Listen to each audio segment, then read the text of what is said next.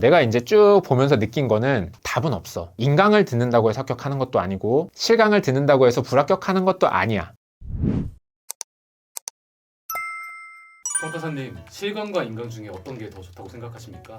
내가 그 주제에 대해서 예전에 영상을 찍었었거든. 근데 보니까 2년 전에 찍은 거더라고. 근데 그 사이에 코로나라는 게 있었고 그걸로 인해서 피치 못하게 인강을 들을 수밖에 없었던 사람들이 굉장히 많았어. 근데 이분들이 합격하는 걸 보면서 내가 예전에 좀 찍었던 영상을 업데이트해야 되겠다 라는 생각을 했거든. 자, 그래서 요번에는 조금 업데이트된 대답을 한번 해줘 볼게. 자, 일단은 스피디하게 우리 인강과 실강의 장단점에 대해서 얘기를 하고 시작할게. 어차피 인강의 장점은 실강의 단점이고 인강의 단점은 실강의 장점이거든. 그렇기 때문에 인강을 중심으로 장단점을 한번 얘기해 볼게. 자, 일단 인강의 장점 첫 번째, 이거는 뭐 누구나 인정하는 거지. 뭐냐면은 시간을 굉장히 많이 아낄 수 있다야. 어떤 시간을 아낄 수 있느냐, 일단은 왔다 갔다 하는 이동 시간을 줄일 수 있어. 사실 요즘 감정평가사 수험생이 되게 많아지면서 실강에 이제 강의실이 좀 부족하다 보니까 강사님이 강의를 하는 강의실이 있고 그게 부족해서 옆에 다른 강의실에서 그 강의하는 걸 중계해주는 중계방이라는 게 있거든. 그래서 실강에 가도 내가 한 1시간이나 2시간 정도 일찍 가지 않으면은 어차피 가서 이 화면을 보게 되는 경우가 왕왕 있어. 그러다 보니까 미리 일찍 가야 되는 시간도 이제는 필요한 거야. 그 모든 게 인강에서는 사라진다. 이게 인강의 가장 큰 장점이지. 일단 우리 시험은 시간을 가장 효율적으로 써서 빨리 붙는 게 중요한 시험이기 때문에 굉장히 강력한 장점이라고 할 수 있어. 자, 그리고 두 번째 장점은 사실 이것도 시간과 관련된 건데 인강으로 들으면 배속이라는 게 있지. 누구나 인정할 거야.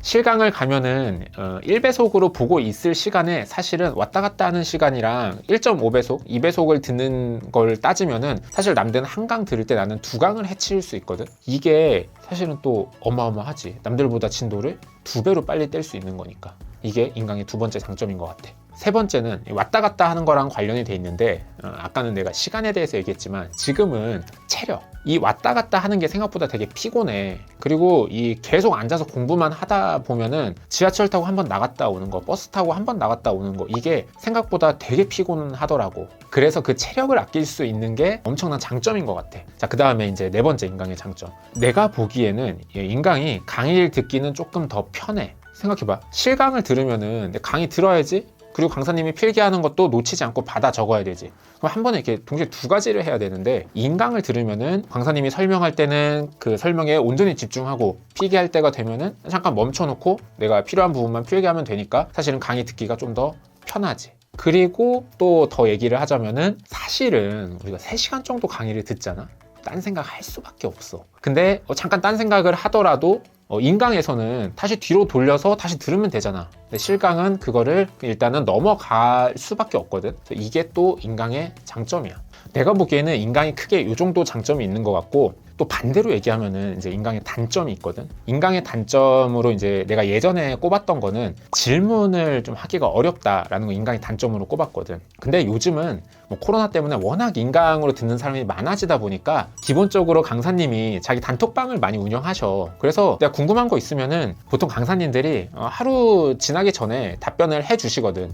그리고 답변을 듣고 내가 좀 더 모르겠다 하면은 거기서 바로바로 핑퐁 하면서 내가 궁금한 거를 해결할 수 있어. 그래서 질문을 못하는 거는 더 이상 인강의 단점으로 보기는 좀 어려운 것 같아. 근데 내가 지금 얘기하는 거는 일단은 우리 랜드잇 학원의 시스템을 기준으로 얘기하는 거야. 랜드잇 같은 경우는 강사님들이 다 단톡방 운영하시고, 그리고 좀 답변이 길어져서 타이핑하기 귀찮다 이러면은 그냥 전화번호 알려주고 전화하시라 그래. 그게 나도 답변하기가 편하거든. 근데 다른 학원 강사님 같은 경우는 카톡방을 운영하는 강사님도 계시지만 안 하는 강사님도 있거든. 그래서 내가 지금 얘기하는 거는 일단은 랜드 기준으로 한다는 거를 좀 참고해주면 좋을 것 같아. 자, 그렇게 하면은 이제 질문하기 어려운 것도 인강의 단점이 아니야. 그러면은 인강의 단점이 도대체 뭐냐? 자, 아주 강력한 단점이 있어. 내가 지금까지 얘기한 거를 보면은 아니 당연히 인강을 들어야 되는 거 아니야? 라고 생각이 들 정도지만 사실은 인강의 강력한 단점은 본인의 의지력이 굉장히 많이 필요해. 학원 같은 경우는 일단 내가 거기 가서 앉아있으면 딴 생각을 하던 멍하니 앉아있건 어쨌든 나는 그 강의를 뭔가 듣기는 하고 진도는 빼고 뭐 문제도 풀라고 하는 거를 풀잖아. 근데 인간 같은 경우는 온전히 내가 시간을 내서 문제를 풀어야 되고 시간을 내서 강의를 들어야 되고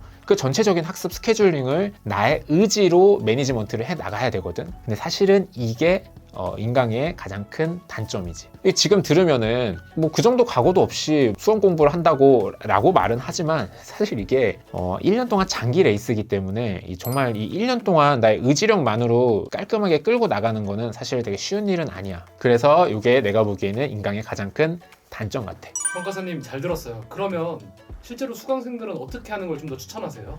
요거는 되게 어려운 질문이야. 근데 내가 이제 쭉 보면서 느낀 거는 답은 없어. 인강을 듣는다고 해서 합격하는 것도 아니고 실강을 듣는다고 해서 불합격하는 것도 아니야. 인강이냐 실강이냐는 어떤 부수적인 거고 결국은 내가 어떻게 하느냐에 달려 있는 것 같아. 그래서 인강을 들었지만 내가 아까 얘기한 인강의 단점을 잘 커버하신 분들은 인강으로도 충분히 합격을 하시고 실강을 들었지만 그냥 왔다 갔다 하는데 지쳐서 나가 떨어지고 그리고 심지어 그것도 의지력이 부족해서 어느 순간 학원을 안 가기 시작한다? 이러면은 사실 그런 분들은 당연히 붙을 수가 없는 거야. 나는 일단 기본적으로는 뭐 실강을 하던 인강을 하던 내가 잘하면 되는 거기 때문에 자기가 좀 더 하고 싶은 거, 자기가 좀 더 땡기는 거, 선호하는 방법으로 해도 전혀 합격하는데 지장은 없다라고 얘기를 해주고 싶어. 근데 다만 몇 가지 케이스들에 대해서는 내가 조금 조금 더 추천해줄 만한 게 있어. 일단 첫 번째로는 우리 실전 모의고사 GS 스터디라고도 부르지. 그거 이제 토요일 날 가가지고 대충 한 5시간 정도를 문제를 푼단 말이야. 혼자 5시간 문제 푸는 게 생각보다는 조금 힘들어. 그러니까 앵간히 의지력이 좋은 사람이어도 그거 조금 힘들거든. 그래서 GS 스터디, 우리 실전 모의고사 같은 경우는 실강을 조금 더 추천하는 편이기는 해. 근데 물론 이것도 내가 아까 얘기한 것처럼 저는 5시간 그냥 뭐 좀 힘들긴 하지만 풀만한데요? 하면은 상관없는 거지. 혹은 풀기 힘들어서 근처 지역에서 개별 스터디 구해서 사람들끼리 그냥 5시간 문제 같이 풀어요 라고 하면은 사실 그것도 상관은 없지.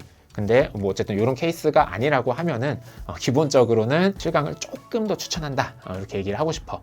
이것도 근데 일단 랜드잇 시스템 기준으로 얘기를 하는 거야. 이게 랜드잇은 기본적으로 온라인에서 출발을 했기 때문에 온라인 시스템과 오프라인 시스템 완전 똑같거든. 근데 이제 다른 학원들 같은 경우는 뭐 온라인 같은 경우는 등수를 안 내준다거나 아니면 첨삭을 안 해주는 그런 경우들이 있거든. 그래서 이것도 랜드잇을 기준으로 한다는 걸 좀 참고해주면 좋을 것 같아. 자, 그리고 또 이런 케이스 있어. 저는 효율 추구형 인간입니다. 당연히 인강 들어야지. 일단 인강으로 듣고 그리고 나서 GS 스터디, 실전 모의고사를 해야 될 시즌이 오면 그때 내가 오프라인으로 전환할지 아니면 꾸준히 온라인으로 들을지 그때 가서 결정을 하면 괜찮을 것 같아. 그리고 또 이런 분들이 있다. 뭐냐면은 저는 인강 집중 못해요 라고 하시는 분들이 또 있어. 이런 분들은 뒤도 볼지 말고 실강 가셔야 돼. 이런 분들은 실강 추천합니다. 자, 그 다음에 또 어떤 케이스가 있냐면은, 자, 요거는 좀 중요한 얘기야. 내가 인강이 시간을 좀 더 세이브 할 수 있을 것 같아서 인강을 들었어. 근데 듣다 보면은 내가 강의를 점점 밀리고 있어.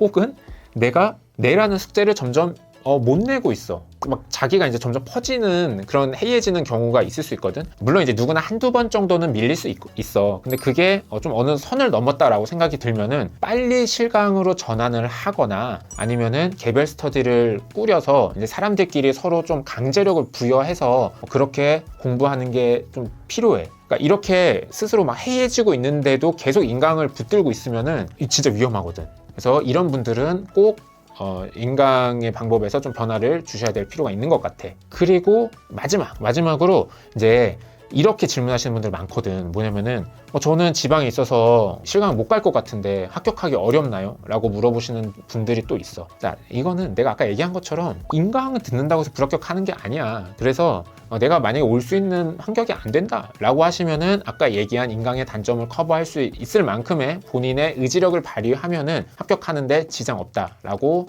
얘기를 해드리고 싶어. 잘 들었습니다, 평가사님. 그럼 혹시 마지막에 해주실 말씀이 더 있을까요?